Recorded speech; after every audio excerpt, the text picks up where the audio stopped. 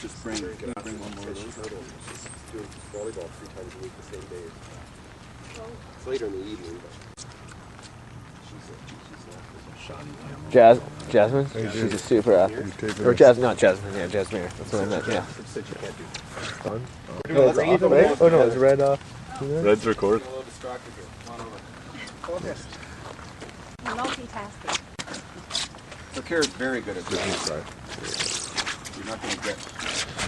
You're not going to get. I'll say one thing for the rookies is that don't forget you want to have the hurdle set up so that when you hit them they knock off. You don't have them the other way, or else they'll break. Just for you, I guess I'm talking to.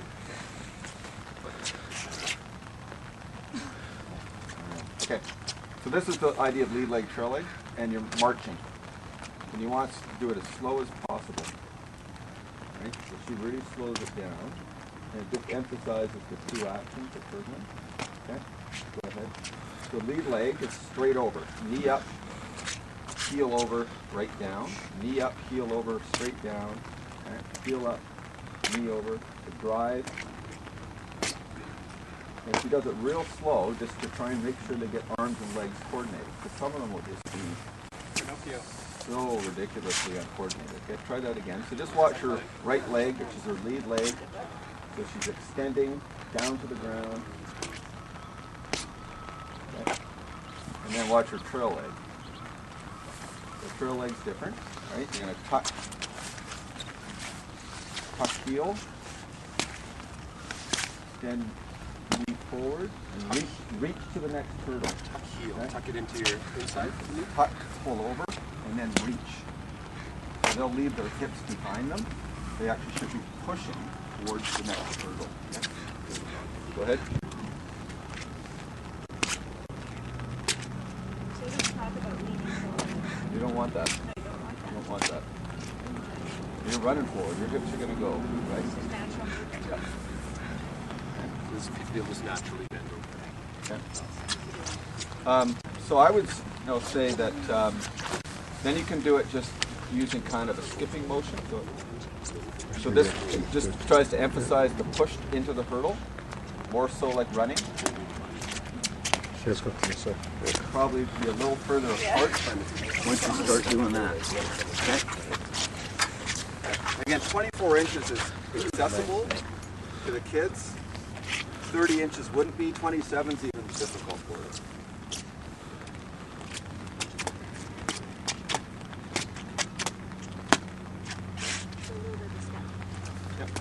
Any hints to get the less flexible kids the trail leg through? Because I know a lot of them. I'm not flexible at all. Well, You look flexible. Compared to some of ours here, yeah. I got Johnny Game Boy at home in my class, and they just. I still can't touch my toes. All right. So your hip joint Tuck is heel, moving quite point well. toe. Yeah. That's the flexibility required.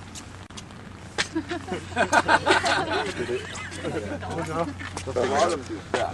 Yeah. A lot of them just want to hop it over like that. Okay. And then if you get a hurdle on this wet stuff. You got, Yeah, I have spikes with me. Okay. I'd get Don't your hurt.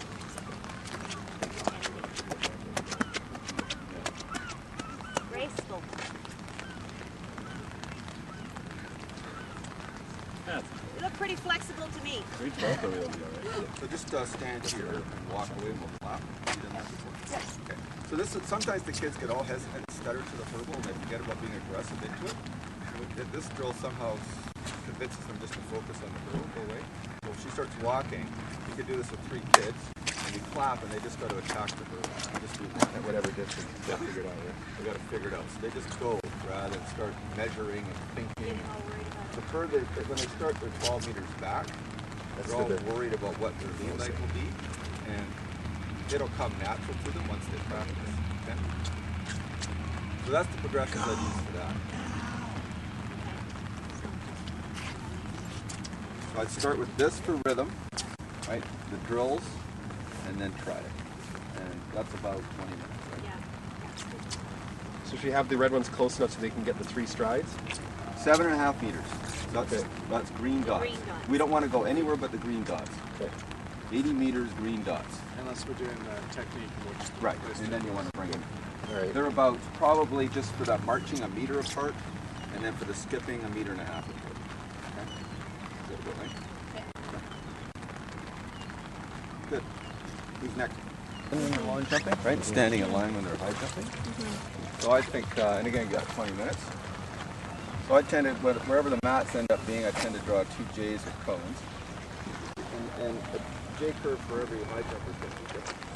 But at least it gets them getting the concept of that idea of leaning away from the bar with speed.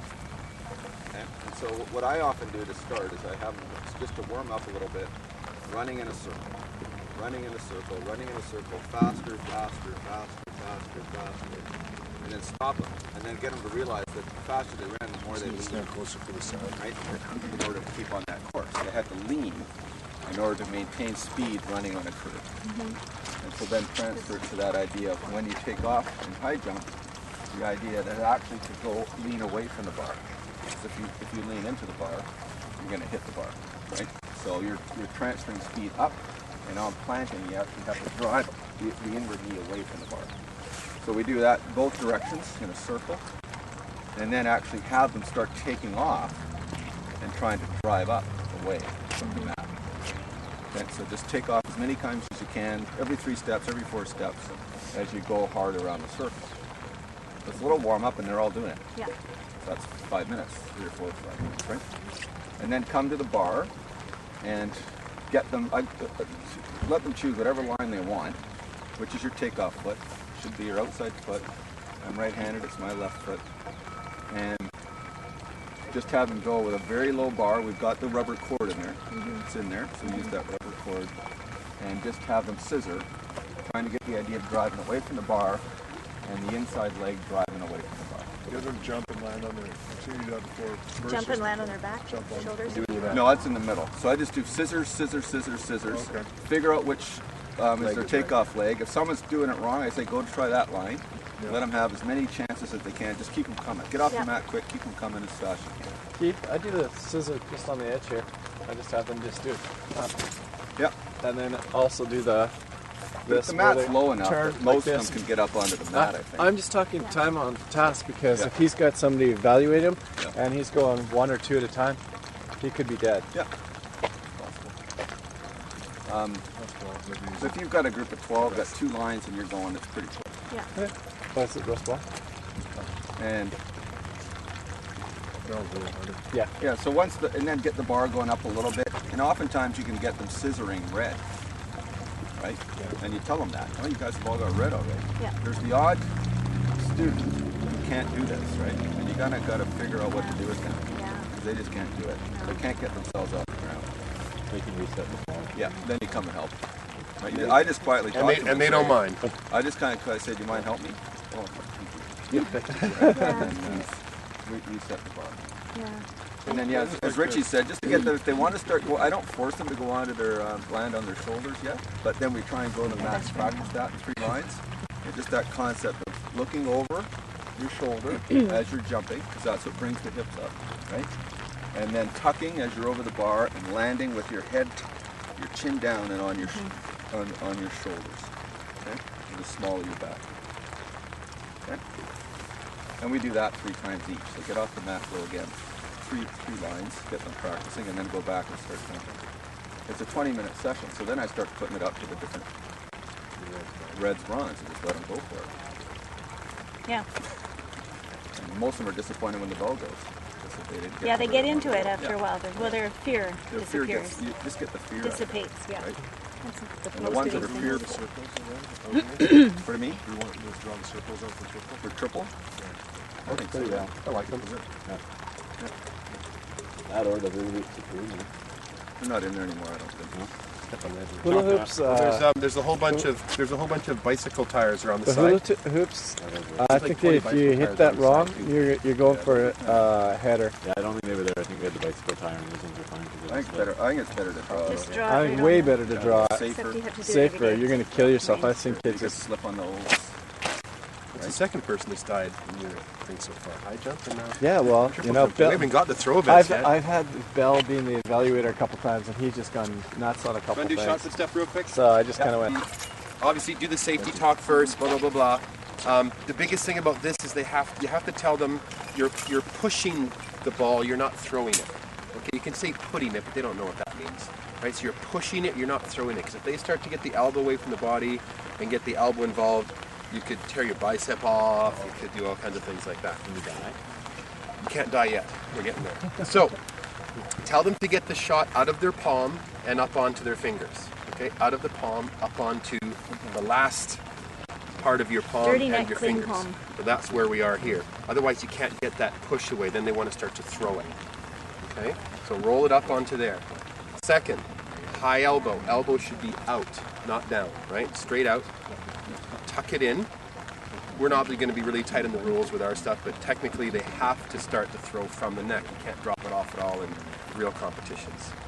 Okay? So all we're going to have them do first is stand facing the direction of the throw and get the idea that they're pushing away and they want to make a J shape with their arm. They want to go straight and snap the wrist to get a J shape. That's going to get even extra distance on the thing, and it stops them from getting the idea of leading with their elbow. So have them facing where they want to throw.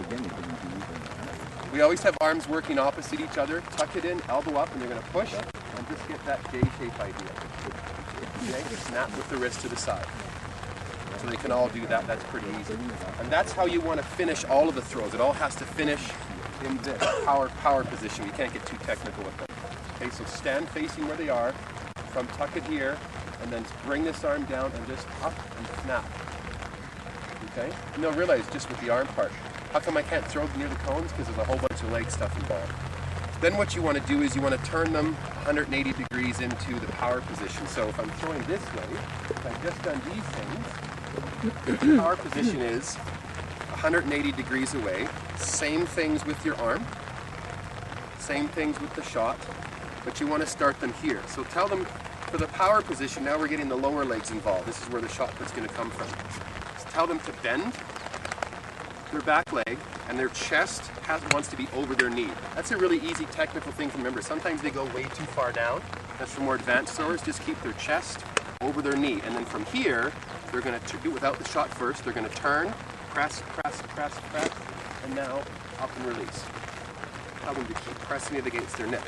So all they're going to do for that one is they're here, okay, chest over your knee, arm away, turn, and put.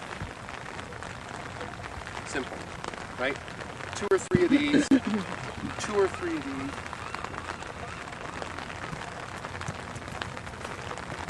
And then we're not going to teach. What's that? You want to go side? No, I just the side. It's kind of like it's too many progressions. It's halfway in between. And then you want to do. We're not going to do a full glide. We're not going to do a spin. I just teach the shuffle. Yeah, me too. Okay, so That's all I the do. shuffle's really easy. It's the same.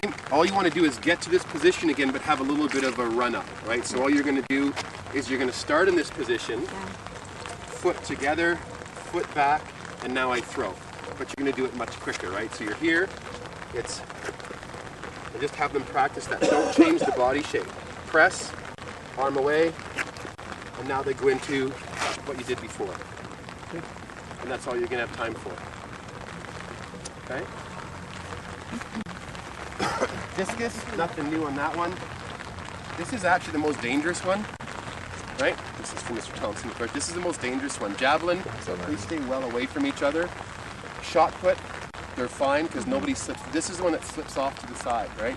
You're going to have the odd kid sometimes hit the track. So what I do for discus is I keep them as far away from the right-hand side as possible, and I always have alternate kids throw. So you line them all up. 1, 3, 5, 7, 9, step forward, you're throwing. 2, 4, 6, 8, you step back. 1, 3, 5, 7, whatever, throw. The other kids go retrieve, they come back, they throw, and you keep doing it like that. So you don't have 12 kids throwing at one time because somebody's going to slip off to the side. So for discus, you want to one partner try first. You have to get the idea which hand is going to go off first. So I was thinking of painting little dots on the discus when we get the new ones, just one little painted dot so they can see which way it's supposed to go. You always want the discus to spin away from you. It has to go up these fingers last. So all they want to do is just hold it by their side. Just your last set of knuckles, the last joint of your fingers on the discus, not here, just the last ones. And just have it by their side and just have them rock it back and forth. Just to get the idea that it can hang there, it's not going to fall out. You know, I don't have to tilt it sideways, it's okay, it's going to be fine. Then, you're going to have them just, it's actually, we used to do this first. They actually have, we used to toss it to them, you know, and have it toss and catch. That's actually harder. They don't get the idea of which finger it's supposed to come off of. I want them to bowl it first. Yeah, that's all I've done. Okay, so if you have a partner, they're going to have the discus in their hand, and you're going to tell them, partner, use your foot to stop it, and you're going to bowl it to your partner. So you're going to bend down, and you tell them, just want to bowl it on the edge, and it has to come off these two fingers last. So they realize pretty quick, if they do it wrong, it's going to die a sad little death. If they do it right and spin it away from themselves using these two fingers, it'll actually get there. And tell them the harder they flick it, and the faster they bowl it, the straighter it should go. Okay? Oh yeah, you got a bad knee, sorry. Bad leg, bad leg. Just tell them to use their foot to stop. I work with a bunch of gimps. Then they can pick it up and they can start to do little tosses to themselves. And now you can watch and see, are they spinning it off the correct finger? They don't have to catch it like I am. They can let it drop because we got lots of kids that can't catch, right?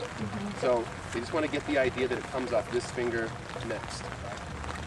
Okay? Then you go to standing throws, and we never do spins. We don't have them do any shuffles. It's just too dangerous with what we do, right? So just have them get the idea now that we're not going to do a bunch of pumping. There's no point in that. Okay? Have them face the direction they're going to throw. So if I'm right-handed, I want my left foot ahead, just like we do everything. You lead with your opposite foot. Have them hold the discus in front. This looks a little bit sort of too technical, but it's not. It gets the idea of them turning. And then you want them to keep their arms opposite. Okay, just like blades on a helicopter. You don't have the arms together. You don't have this hand down by your side. And all they want to think about for an angle, if you can get them to remember, is just, well, it's about 30-something degrees. So take 45 and drop it down a little bit. If they can get somewhere in that range, that's great. Because most of them throw it too flat, and most of them throw it like this. They don't believe that it's going to stay in their hands. The kids I teach after school, I get them to do this drill. Just tell them it's not going to fall out, it's not going to fall out, but we don't do that in people. No, it's too enticing. You don't even I have don't want to go there.